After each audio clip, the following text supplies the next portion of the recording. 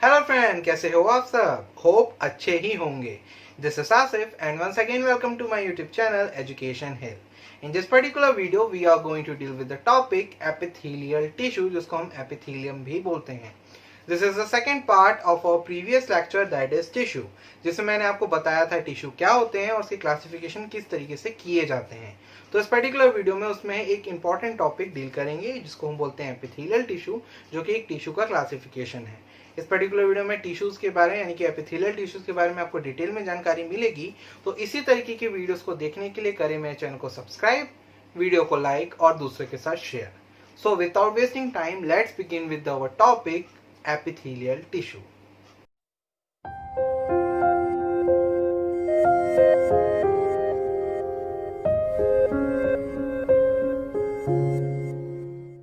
So what is this epithelial tissue is? Epithelial tissue, जिसको हम epithelium बोलते हैं, is one of the most important tissue along with the connective tissue, the nervous tissue and the muscular tissue. अब जान लेते हैं epithelial tissues के location के बारे में। लोकेशन ये है ऑलमोस्ट हमारे बॉडी के आउटर मोस्ट लेयर पे ही प्रेजेंट होता है। बेसिकली जो हमारी स्किन होती है, जो कि आउटर मोस्ट लेयर होती है, जो हमारे इंटरनल ऑर्गन्स को वेरियस टाइप के कंडीशन से बचाकर रखती है, एपिथेलियल टिश्यूज यहाँ पे प्रेजेंट होते हैं। जिससे सबसे बेस्ट एग्जांपल होता है एपिडर्मिस। एपिडर्मिस स्किन की एक लेयर होती है जहाँ पे एपिथेलियल टिश्यूज प्रेजेंट होते हैं और ये इंपॉर्टेंट रोल यहाँ पे प्ले करती है इन द प्रोटेक्शन ऑफ, जो कि स्किन में हमारे प्रेजेंट होता है। ये हो गया इसकी सबसे पहले इंपॉर्टेंट लोकेशन। सेकेंड हम पढ़ सकते हैं बॉडी की कैविटीज में। बॉडी कैविटीज हमारे बॉडी में जितनी प्रेजेंट हैं उनमें से मैक्सिमम में एपिथेलियल टिश्यू की एक थिन लेयर होती है। इंटरनल जो लेयर होती है, इनर लाइनिंग जिसको कहा जाता है, ये बॉडी कैविटीज में प्रेजेंट होते हैं। Now the third one is the hollow organs. Hollow organs जैसे कि stomach. Stomach is the best example जहाँ पे एपिथेलियल टिश्यू प्रेजेंट होती है in the inner lining for the protection of internal environment of a stomach from the release of hydrochloric acid. Hydrochloric acid it's an acidic in nature, तो ये चाहता तो हमारे stomach के इनर लाइनिंग को जला सकता है। तो उसके प्रोटेक्शन यानी कि हाइड्रोक्लोरिक एसिड से बचाने के लिए हमारे स्टमक के इनर लाइनिंग में ये एपिथेलियल टिश्यू की एक लेयर होती है जो हमारे स्टमक के लाइनिंग को प्रोटेक्ट करती है। इसी तरीके से ये हमारे ऑर्गन्स के आउटर मोस्ट पार्ट में भी होते हैं। आउटर मोस्ट पार्ट में भी एपिथेलियल टिश्यू कवरिंग के अलॉन्ग विथ प्रेजेंट होता है, यानी कि एपिथेलियल टिश्यू जो होते हैं वो ऑर्गन्स के आउटर मोस्ट लेयर में प्रेजेंट होते हैं for their protection from any kind of stimulus. इसके अलावा इसका जो मेजर पार्ट होता है वो होता है ग्लैंड्स में। इनका जो मेजर इन्वॉल्वमेंट है, यानी कि जो एपिथेलियल टिश्यू मेजर अमाउंट में प्रेजेंट होते हैं, वो होता है ग्लैंड्स में। इन सब चीज़ों के बारे में, जो ग्लैंड्स हैं, ये स्किन है, इसके बारे में हम आगे पढ़ेंगे। अब इससे बेसिक जान लेते हैं कि एपिथेलियल टिश्यू इन लोकेशन कैसे और कहाँ प्रेजेंट होता है। तो ये थे एपिथेलियल टिश्यूज के कुछ लोकेशन। इसी तरीके से हम जान लेते हैं एपिथेलियल टिश्यू के फंक्शन के बारे में। जैसे कि मैंने बताया, जो एपिथेलियल टिश्यू है वो मोस्टली इन्वॉल्व होता है इन द प्रोटेक्शन एक्ट में, यानी कि जितने भी बॉडी में स्टिमुलस की एंट्री होती है, बाय चांस हो जाती है, तो उनसे ये प्रोटेक्ट करने का काम करता है। एपिथेलियल टिश्यू का जो बेसिक फंक्शन है वो है प्रोटेक्शन में, जो कि हमारे स्किन में हमें पढ़ा। अब क्या करते हैं, प्रोटेक्शन किन किन चीज़ों से ये करता है। सबसे पहला हम पढ़ लेते हैं स्टिमुलाई के बारे में। अब ये स्टिमुलाई कौन होता है, क्या होता है? स्टिमुलाई, जिसको हम स्टिमुलस भी बोलते हैं, ये कोई भी external thing, living thing, generally living thing हो सकता है जो बॉडी में एंटर कर सकता है या इसके पास कैपेबिलिटी होती है बॉडी में एंटर करने के लिए और हमारे बॉडी को हार्म पहुंचाने के लिए। फॉर एग्जाम्पल, जैसे हम ये साइंस की बुक में पढ़ते हैं जनरली, जैसे जो कैंडल्स होते हैं उसमें जो फ्लेम है, ये भी एक तरीका स्टिमुलस है जो कि नॉन लिविंग है। यानी कि जो स्टिमुलस है वो लिविंग भी हो सकता है और नॉन लिविंग भी हो सकता है। इसके जो फ्लेम है उसको यदि हम छूते हैं तो हमारा हाथ जलता है और हम तुरंत रिफ्लेक्स एक्शन या रिफ्लेक्स आर्ट को शो करते हैं, यानी कि तुरंत हम अपने आर्ट को हटाते हैं। तो ये क्या है, एक तरीके का एक्शन है जो हमारे बॉडी में प्रोड्यूस हुआ इस फ्लेम के कारण। ये एक तरीका नॉन लिविंग स्टिमुलाई है। इसी तरीके से सपोज कोई माइक्रोब है, यानी कि जो माइक्रो ऑर्गेनिजम्स होते हैं, यदि ये बॉडी में एंटर कर जाते हैं, जैसे सपोज बैक्टीरिया, और इसके कारण यदि हमारे बॉडी में इन्फेक्शन होता है और वो इन्फेक्शन के कारण कई सिम्टम्स हमारे बॉडी में जनरेट होते हैं, तो ये सब चीज़ें क्या है, एक चेंज है हमारे बॉडी में। जो नॉर्मल फिनोमिना है, नॉर्मल नेचर है हमारे बॉडी का, उसमें कुछ चेंज है। तो इस चेंज को क्रिएट करने की जो रिस्पॉन्सिबल होते हैं वो होता है स्टिमुलाई, या फिर जिसको हम स्टिमुलस बोलते हैं। ये होता है स्टिमुलाई, और इनका मोस्ट इम्पॉर्टेंट रोल है। यदि हम आगे पढ़ेंगे एडवांस चीज़ें तो उसमें स्टिमुलस स्टिमुलाई नाम का चीज़ें वहाँ पे आएंगी। तो ये होता है स्टिमुलाई। सो ये प्रोटेक्शन जो है ये स्टिमुलस या फिर स्टिमुलाई से करता है। एपिथेलियल टिश्यू ओवरऑल बॉडी में प्रेजेंट है, स्किन में, ग्लैंड्स में, जैसे कि मैंने बताया। तो यहाँ पे ये प्रोटेक्शन का काम करती है। इसके अलावा ये प्रोटेक्ट करता है रेडिएशन से, जैसे यूवी रेडिएशन, गामा रेडिएशन, जो हमारे बॉडी में यदि आ जाए तो उसके कारण डिफरेंट कंडीशन क्रिएट होते हैं। जैसे कि जो सन है उसमें भी यूवी लाइट्स होते हैं, उसे प्रोटेक्ट करने का काम भी ये एपिथेलियल टिश्यू करता है। इसके अलावा जो रेडिएशन के अलावा इसके का जो प्रोटेक्शन है वो है टॉक्सिन से। हमारे जो इंटरनल ऑर्गन्स है उसमें ये एपिथेलियल टिश्यू लेयर प्रेजेंट के कारण, क्योंकि एपिथेलियल टिश्यू कुछ नहीं, उसमें एपिथेलियल सेल्स प्रेजेंट हैं, उन सेल्स में मेम्ब्रेन प्रेजेंट है, वहां से इनकी इन टॉक्सिन्स की एंट्री नहीं हो सकती, जिसके कारण जो हमारा जो इंटरनल ऑर्गन है वो इसके टॉक्सिक इफेक्ट्स या फिर पॉइजनिंग से बच जाता है। इस तरीके से एपिथेलियल टिश्यूज टॉक्सिन से भी प्रोटेक्ट करता है। इसके अलावा जो स्टिमुलस है, जिसमें एक एग्जांपल है पैथोजेन, यानी कि जो माइक्रो ऑर्गेनिज्म है यदि वो बॉडी में एंटर करते हैं तो उनसे इन्फेक्शन होता है, उनको भी ये मारने का काम करती है, यानी कि प्रोटेक्ट करने का काम करती है। क्योंकि जो एपिथेलियल टिश्यूज हैं, यानी कि उसमें एपिथेलियल सेल्स प्रेजेंट है और सेल्स में लाइसोसोम्स प्रेजेंट हैं, जो कि इसका मोस्ट इंपॉर्टेंट ऑर्गेनल होता है जो फॉरेन मैटर्स को मारने का काम करता है। तो इस तरीके से हम समझ सकते हैं कि ये प्रोटेक्शन करता है अराउंड फ्रॉम पैथोजन से। इसके अलावा कुछ भी यदि फिजिकल ट्रोमा होता है, यानी कि कोई एक्सीडेंट हो गया, तो हमारा क्या होता है कि कभी भी जैसे बाई चांस आपका एक्सीडेंट हो जाता है तो उसमें ध्यान देना कि आपके जो इंटरनल ऑर्गन्स होते हैं मोस्टली सेफ रहते हैं। ये जो क्या होता है, एपिथेलियल टिश्यूज की एक मोटी लेयर होती है, थिक लेयर होती है, जो कि इन फिजिकल ट्रोमा से बचाती है। तो ये एपिथेलियल टिश्यू का मोस्ट इंपॉर्टेंट फंक्शन है, जो कि आप एग्जाम वगैरह में लिख सकते हैं इजिली मार्क्स गेन करने के लिए। Now the next important mechanism or the function of epithelial tissue is absorption. हमारा जो GIT है, इसका मैं एग्जांपल के तौर पे आपको समझाऊंगा। GIT यानी कि गैस्ट्रो इंटेस्टिनल ट्रैक्ट, यानी कि जो स्टमक है और जो इंटेस्टाइन है, वहाँ की ये जो इंटरनल लेयर होती है वो भी एपिथेलियल टिश्यूज की होती है, जहाँ पे ये टिश्यूज इन्वॉल्व होते हैं इन द एब्जॉर्प्शन प्रोसेस, या फिर बोला जाए जो इनकी सेल्स यानी कि जो एपिथेलियल सेल्स हैं वो एब्जॉर्प्शन में मदद करती हैं। जैसे कुछ भी फूड पार्टिकल्स हैं, जैसे फूड पार्टिकल्स में जो न्यूट्रिएंट्स हैं उनको ये क्या करती है, एब्जॉर्ब करती है, जो कि वो बाद में इसको हमारे बॉडी के यूज में आती है। इसके अलावा वाटर एब्जॉर्प्शन के लिए भी प्रोसेस है।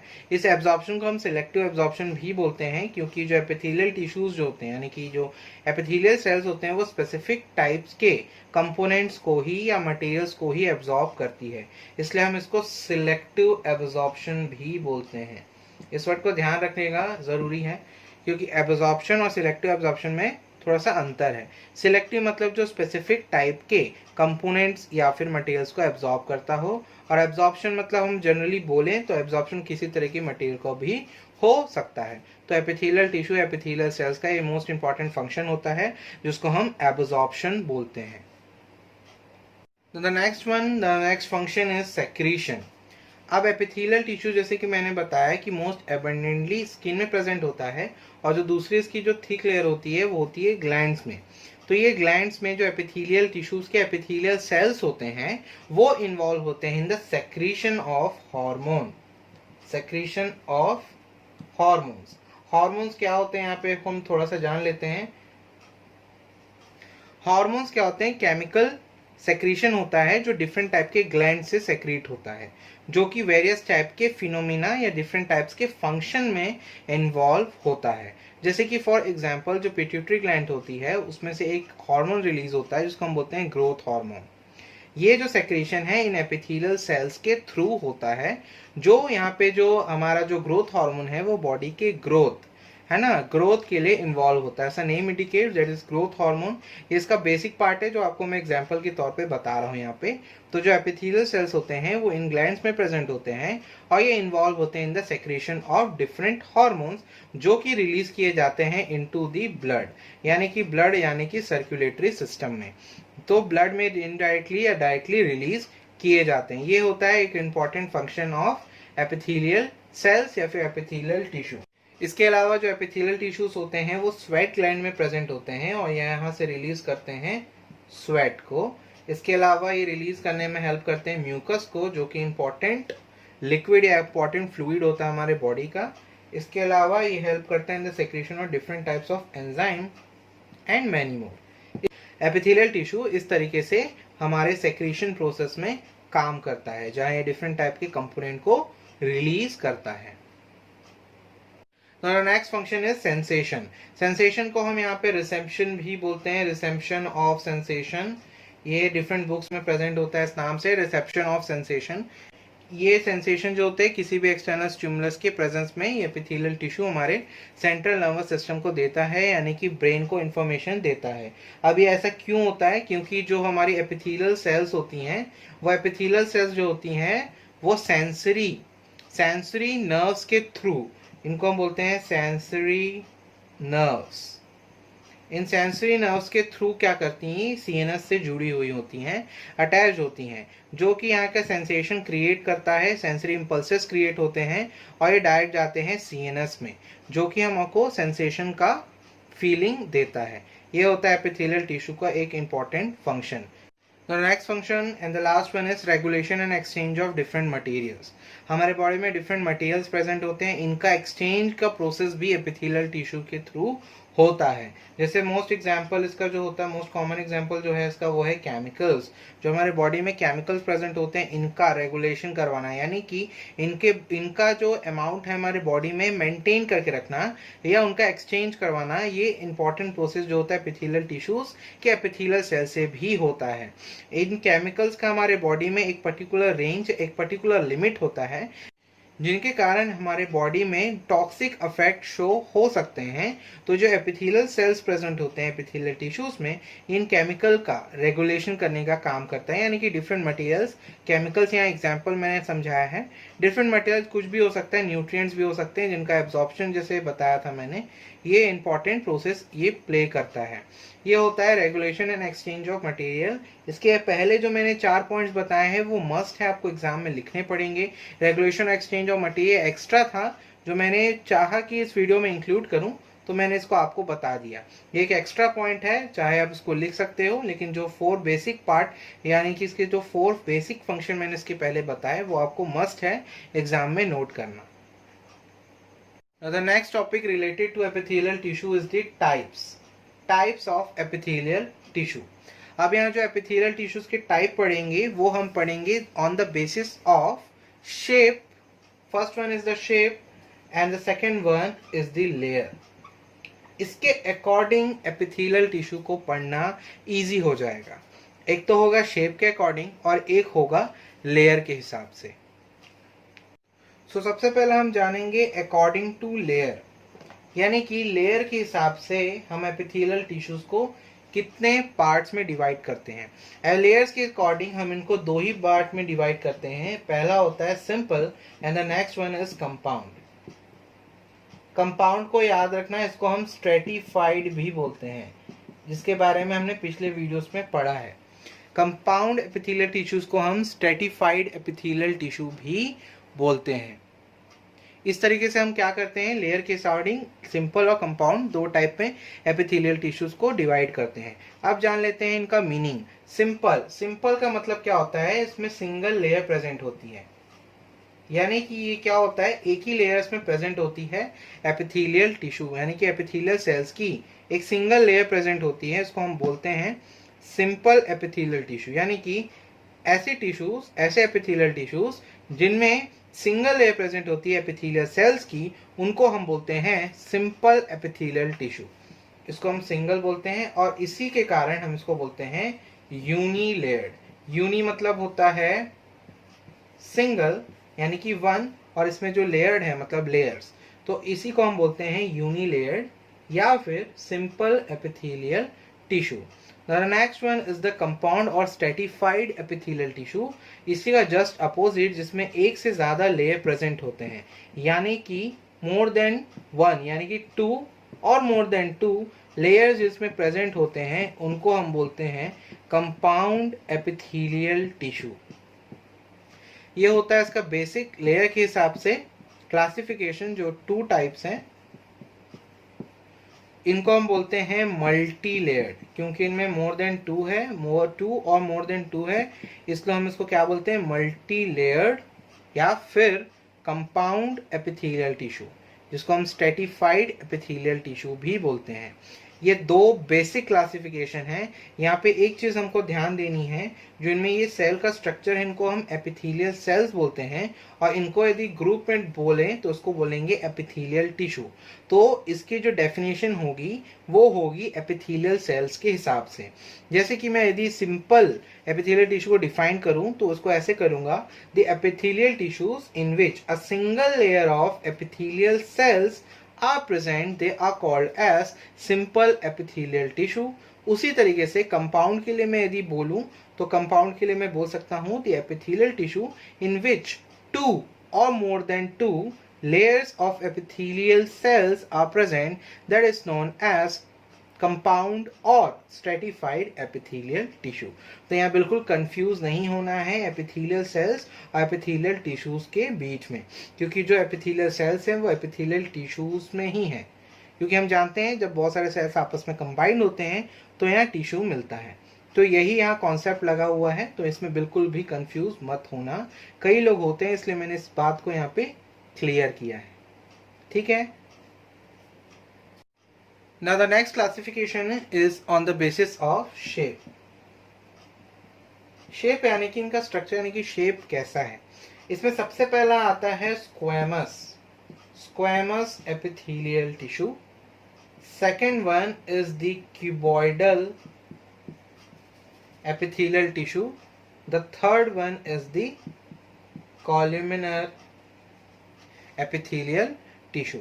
इसके 3 बेसिक क्लासिफिकेशन है on the basis of shape. अब यहाँ जान लेते हैं इन सबका मीनिंग क्या होता है।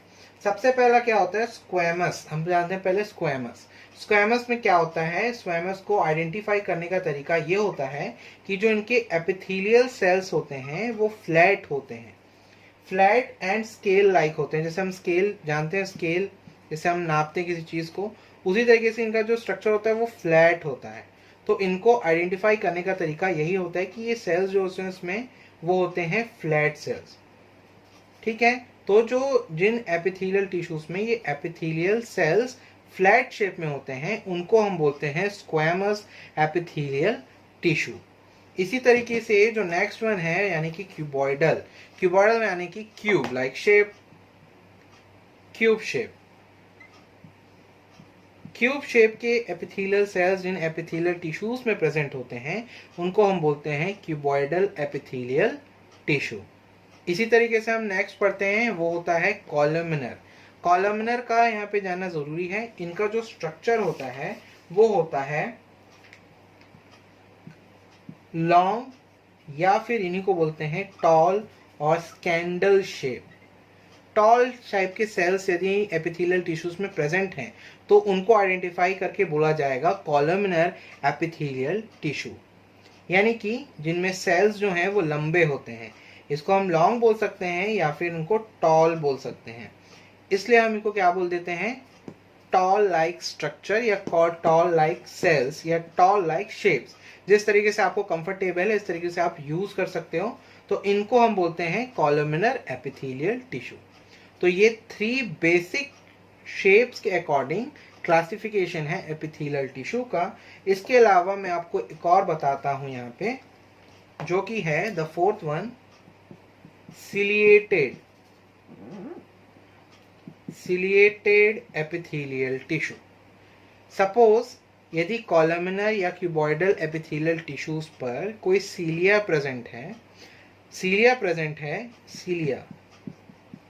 प्रेजेंट है तो उन टिश्यूज को हम बोलते हैं सिलिएटेड एपिथेलियल टिश्यू। यदि वो क्यूबॉइडल में प्रेजेंट है तो उसको बोलेंगे सिलिएटेड क्यूबॉइडल एपिथेलियल टिश्यू, और यदि वो कॉलमनर में प्रेजेंट है तो उसको बोलेंगे सिलिएटेड कॉलमनर एपिथेलियल टिश्यू। ये भी एक क्लासिफिकेशन है सिलिया सिलिएटेड यानी कि सिलिया जिनमें प्रेजेंट है।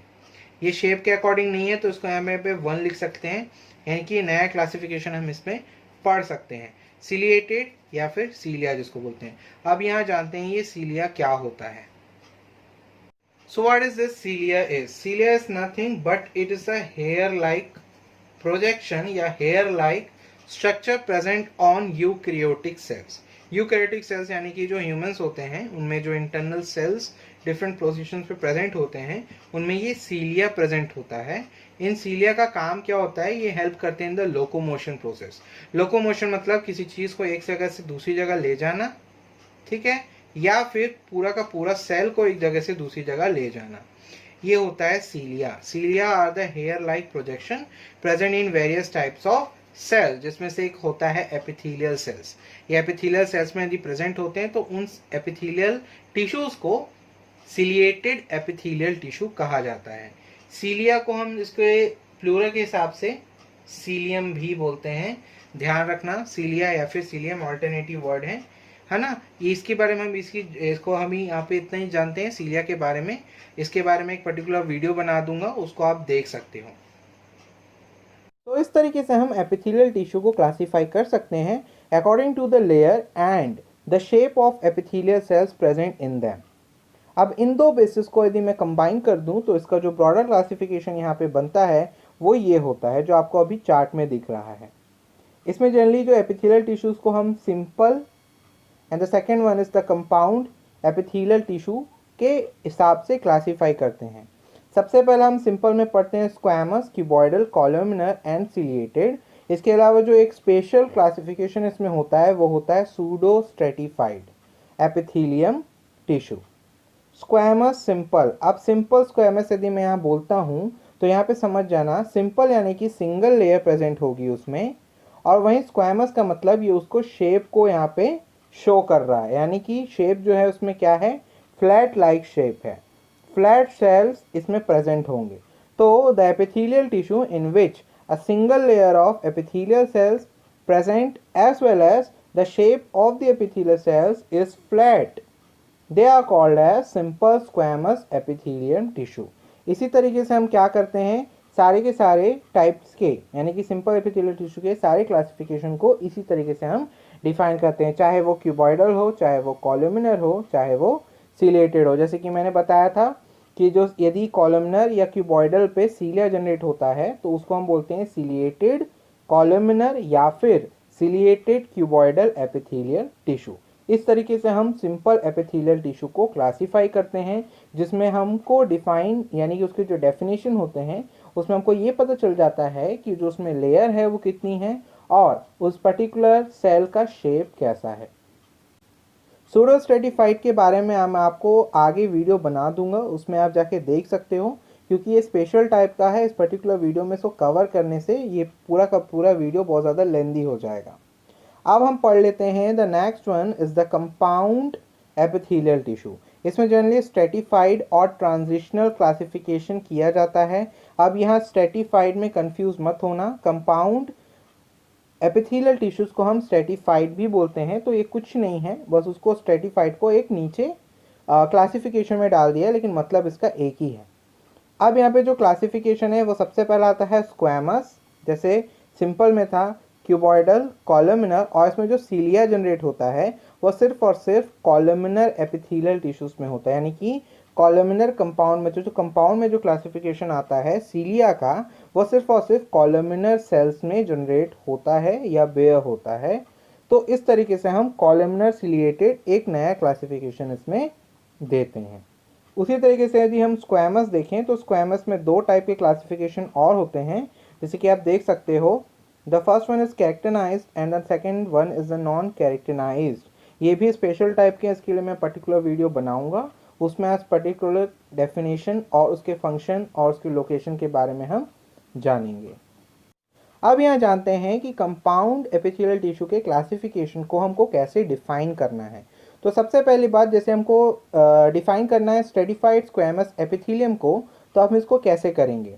तो इसको इस तरीके से करेंगे कि the epithelial tissue in which the cells have flat like shape as well as have two or more than two layers, they are called as stratified squamous epithelium tissue. इस तरीके से हम क्यूबॉइडल के लिए, कॉलमनर के लिए और columnar ciliated के लिए हम बता सकते हैं। बस सिलिएटेड में हमको ये मेंशन करना ज़रूरी है कि इनमें सीलिया भी प्रेजेंट होता है। इस तरीके से हम पूरे के पूरे डेफिनेशन को according to layer and shape of the epithelial cells present in the epithelial tissue हम डिफाइन कर सकते हैं। ये सबसे इजी तरीका है इसको याद करने का। इसको प्लीज़ अच्छे से पढ़ेंगे पूरे वीडियो को। यदि आपको ज़रूरत लगता है तो बार बार वीडियो को देखें और समझें। सो अभी के लिए इस पर्टिकुलर टॉपिक को यहाँ मैं स्टॉप करता हूँ। अब हम मिलते हैं अपने नेक्स्ट वीडियो पे, जो कि एपिथेलियल टिश्यू के आगे के सीरीज, आगे के पार्ट्स होंगे। उसमें हम जो पढ़ेंगे सूडो स्ट्रेटिफाइड के बारे में, keratinized, non keratinized, squamous, stratified epithelium tissue के बारे में, और the last one is the, इसमें हम पढ़ेंगे ट्रांजिशनल कंपाउंड एपिथेलियल टिश्यू के बारे में। सो मिलते हैं हमारे नेक्स्ट वीडियो में। तब तक के लिए stay safe, stay at home, have a nice day ahead.